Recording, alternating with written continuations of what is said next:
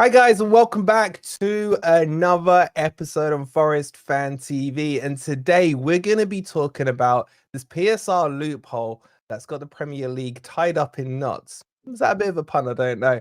And we've got Lewis Steele with us from the Daily Mail. He is the sports data editor, I believe. Is that the correct title for you, Lewis, at the moment?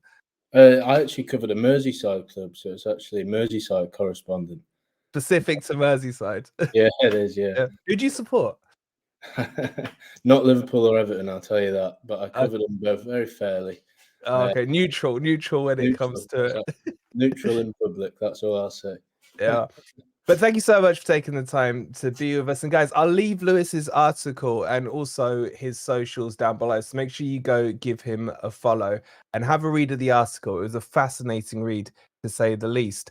Lewis, before we start about the article, do you mind giving the guys a bit of a background onto what this loophole is and what the clubs are actually trying to do and achieve with it? Well, so obviously last season, I think one of the biggest themes of the season was probably the points deductions. Obviously, Forest felt the brunt of that. Obviously, the biggest one was Everton, 2 points deductions, nearly cost them relegation. Obviously, the first one was massive. Second one wasn't as big, but still was quite significant.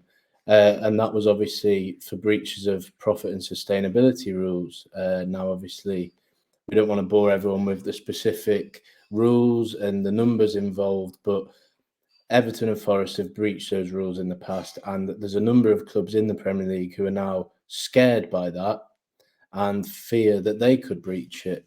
So we've got the June 30, which comes up later this week, which is some people are calling that the soft deadline day. Yeah. Because teams need to get players sold before then, because then they can put them in the financial accounts, which end on June 30. So it's quite interesting. Obviously, Forest know from last season with the Brennan Johnson saga that if they sold them earlier in the window, they would have probably not ended up getting deducted points. So there was the whole thing about that. And there was also with Everton, that they also, going back a couple of years when they sold Richarlison, could have sold him for much more than they did if they held on to him, basically.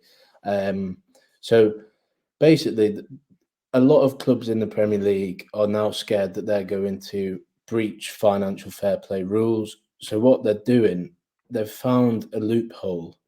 Although it's not necessarily a loophole, like it's not sticking it into any club at all. But basically, what happened last week was Everton signed Tim Erogbenen from Villa for around £9 million, and Lewis Dobbin, very highly rated Everton academy product, has gone the other way for about £9 or £10 million. Now, on the face of it, it's a swap deal, but it's actually two separate deals. Now, the reason for this is because, well, a long story short, the reason for it is the money that you get can be shown in these accounts as profit. It goes straight into the accounts, and that can stay clear of the financial rules. However, the money that goes out can be amortized over the course of the contract. So that's why it's two different deals. And effectively, Everton and Villa are both getting a good chunk of money to put into their accounts. And this also, Chelsea have dealt with Villa. So Amari Kelly is going to be going to Villa for just shy of 20 mil. And Ian Matson, who obviously was Champions League finalist at Dortmund, is going the other way for a bit more. And that's not a swap deal, it's two separate deals. And the whole reason is because these are academy products. In the financial calculations, they count as pure profit. Yeah. There's a lot of weird terms involved, but effectively what these clubs are doing is they're trading their young players, and they're almost all helping each other. And I'm not suggesting that they're all colluding to say, like, we need an extra 10 million, you need an extra 10 million in your accounts to be safe with the PSR things. But they're just basically being quite clever, and sort of they've found a little loophole because as it stands, there's no rule that says that they can't do this. So that's the background to it, really. Yeah, so roughly in essence, just to explain to the chat, so if we say both deals were 10 million, in effect, each club will get about 8 million profit, won't they? Because 2 million of that will be amortized for this year on the books. and that leaves them, as you said, because they're academy products, homegrown, etc. That leaves them the rest as profit. So it takes a nice chunk out of the PSR stuff that's going on. We've all become experts in the last 6 months, Lewis, on PSR. We've had to do a lot of reading up with our points deduction. So it's annoying, isn't it, how football is moving away from being on the pitch and just talking about the goals and everything, to everyone needing an abacus and a calculator these days just to understand what's going on off the pitch. It's kind of lost its beauty a little, hasn't it? Yeah, well, in about March last season, there was a genuine possibility that the season could have been decided Yeah. after the season and finished on the pitch. It was almost like it got to a point now where football is being decided by computers in terms of VAR, with drawing the offsides and all that rubbish, and also being decided in the courts in terms of financial worries. Now, I was speaking to someone at a Premier League club yesterday, and he was basically saying, like, with all these weird swap deals, is the headline not that the Premier League's rules are just ridiculous? Yeah. And I cover Everton, so I've done an awful lot, probably too much research into financial rules this season. Like spending Monday afternoons reading through 70-page documents and stuff. And I just think now the time has come to change these rules. I'm not saying that Forest and Everton and some other clubs haven't, been silly in their business in the past, because they have. But really, I think the rules are a bit outdated, especially in terms of the numbers of them. And I think that we really need to sort of stamp home now that it's time for a change. Obviously, the rules were all voted in by the Premier League clubs when they came back, but that was over a decade ago. So I think it's time for an update. Yeah, there's been no inflation put on those figures at all. I think I saw an article saying, had inflation been put in place, then the 105 should be about 210 million, would be a rough number for today's kind of day and age and inflation. But it's just, as you said there about the Premier League and the rules being out of date, that kind of nicely brings us onto the article, because in your article, you're talking about the Premier League's reaction back to these deals. And how they said they're going to be looking at all deals that are going through. Can you just expand on that a bit and kind of give us the perspective from the Premier League side on this, mate? So the Premier League's point of view is they're going to look into all of these deals that are happening, not just the ones that have happened so far, but ones that will happen in the coming weeks and months. And the headline on that is sort of they're going to assess them all to check they're all done in good faith. And that's not suggesting these deals weren't done in good faith. And also, I don't think they can prove that they weren't. But they're also going to be looking at, are these clubs artificially inflating the value of the players?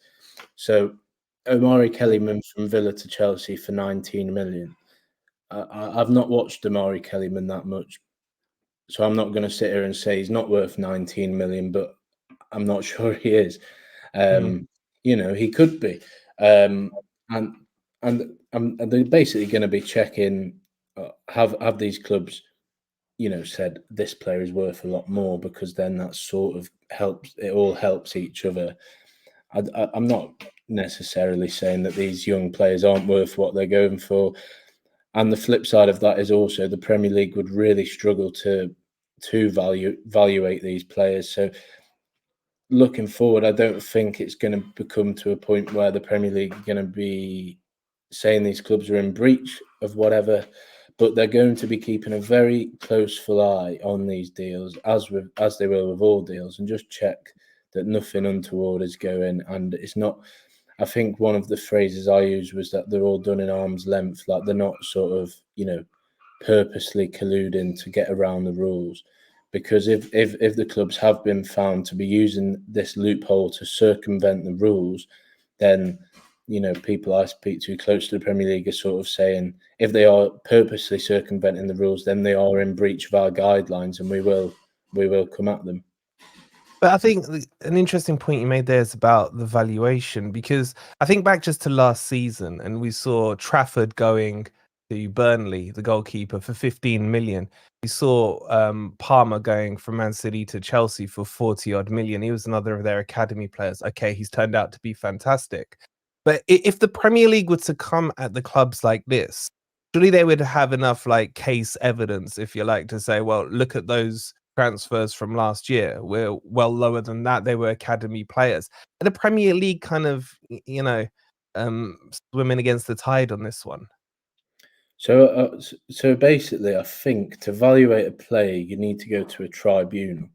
So, and it's very, very hard to actually put an official valuation on Yeah. a player, especially these sorts of players. Now, for example, if a top player, Erling Haaland, was to go to Real Madrid, for example, like no one would snuff at if Man City said, he's our best player. We want 250 mil for him.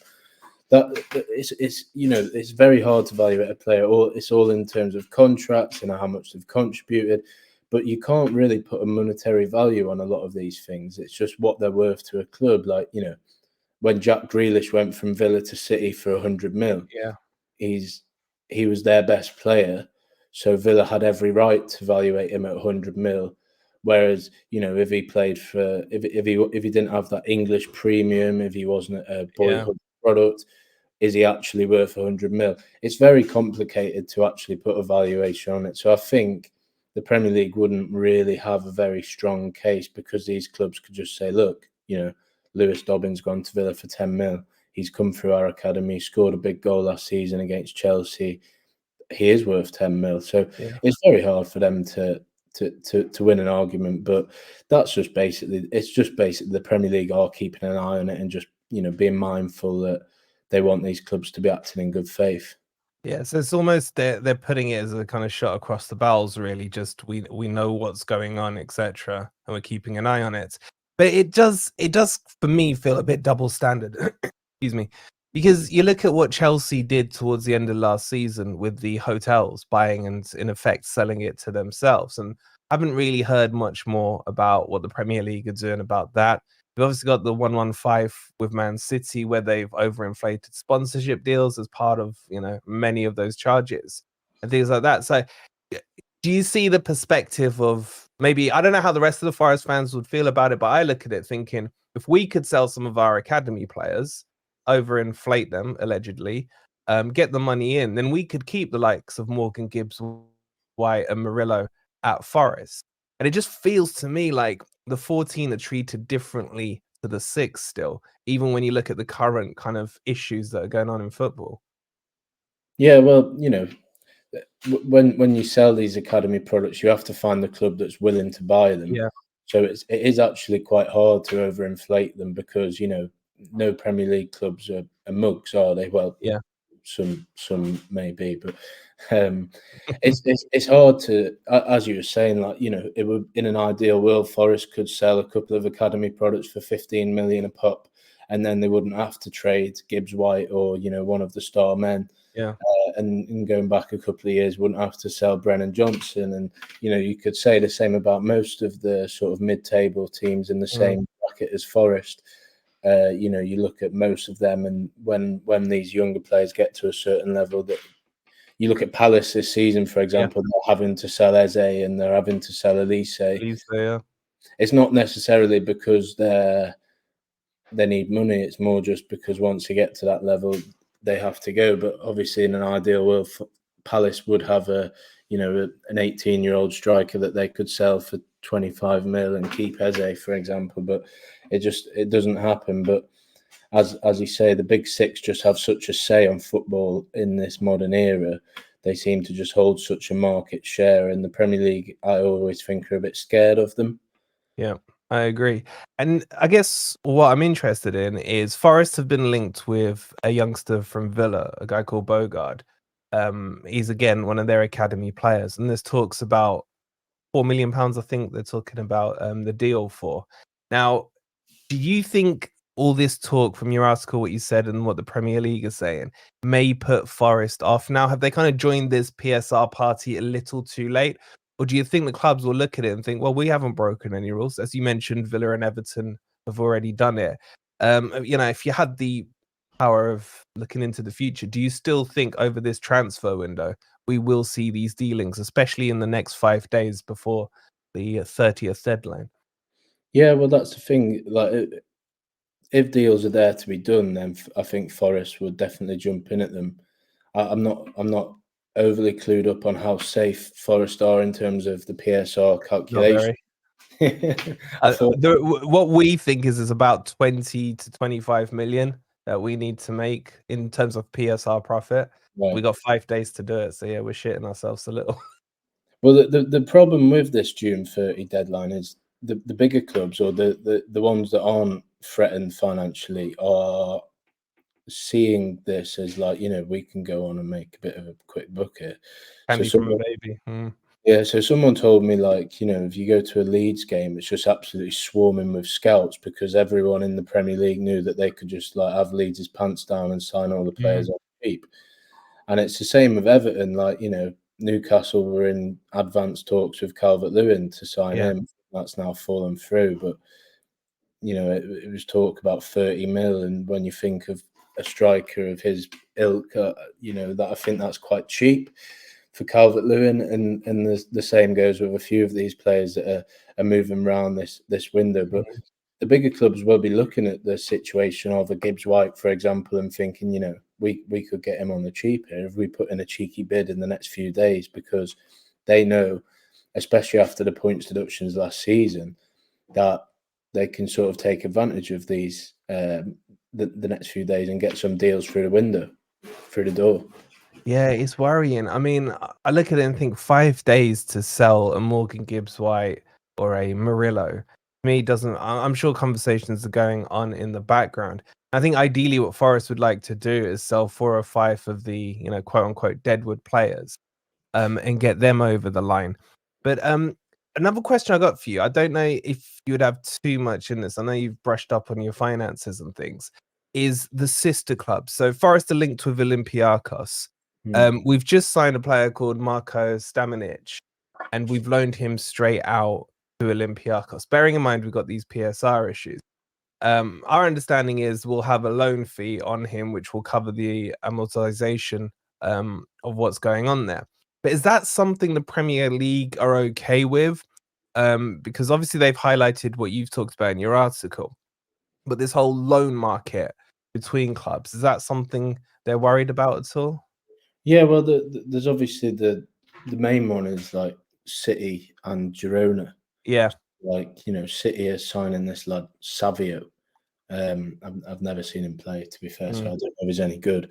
But when you suddenly hear, City are in talks to sign Girona's player, it's like, well, surprise, surprise. Like, they're sister clubs, and it's the same with Forest really and Olympiacos. But then you think there's no rules against it yet. It might be something that they look into in the future, but really, like, it's and Brighton have got a link up as well with a Belgian club, and there's all sorts of these link ups all over the Premier League.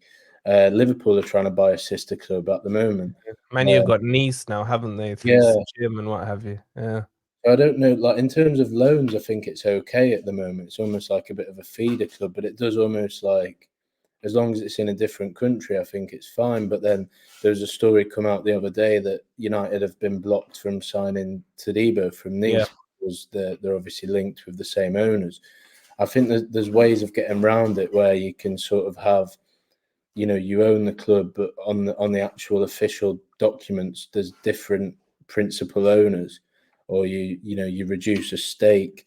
So I know that when Brighton got into the Europa League last season, the owner Tony Bloom had to basically sell off some of his shares in the Belgian club Saint Gilloise because they couldn't be in the same competition. So I think it doesn't seem like, it does seem a little bit dodgy to me from the outset, but I don't think there's too many problems at the moment, but I think it will be something UEFA and the Premier League do want to stamp down on in the next few years.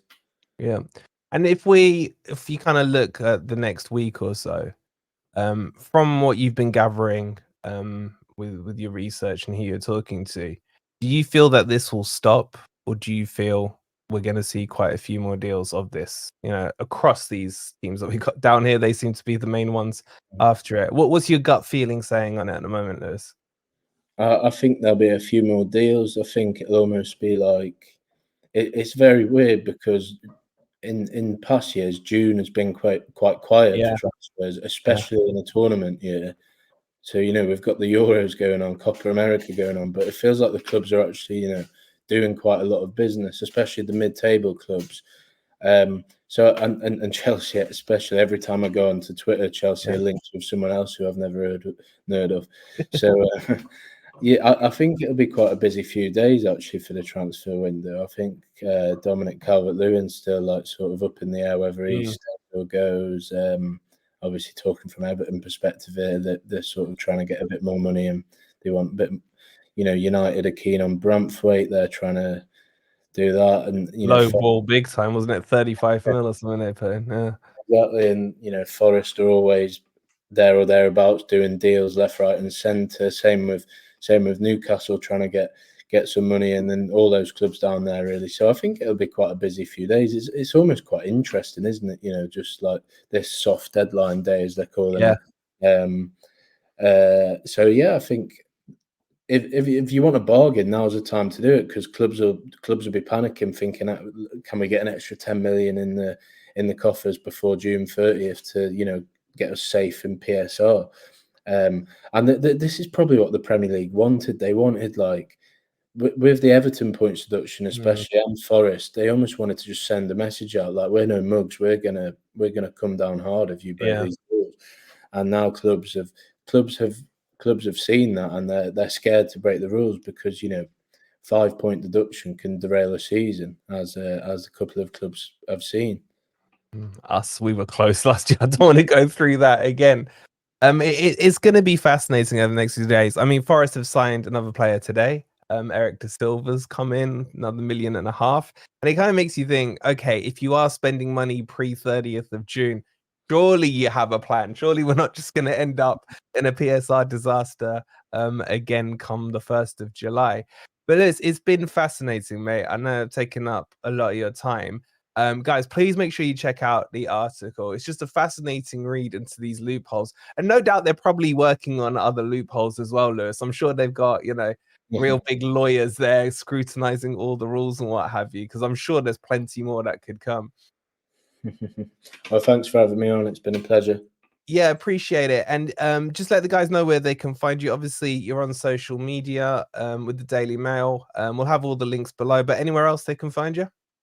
So my username on Twitter or X is @LewisSteele_, and then on there I post all the links to my articles. You can find my Instagram and my bio as well. So if you go to there, you'll find everything you need from me. Fantastic. Go check him out now, guys. I'll be watching. Thank you again, Lewis. We'll see you guys on the next video. Come on, you Reds.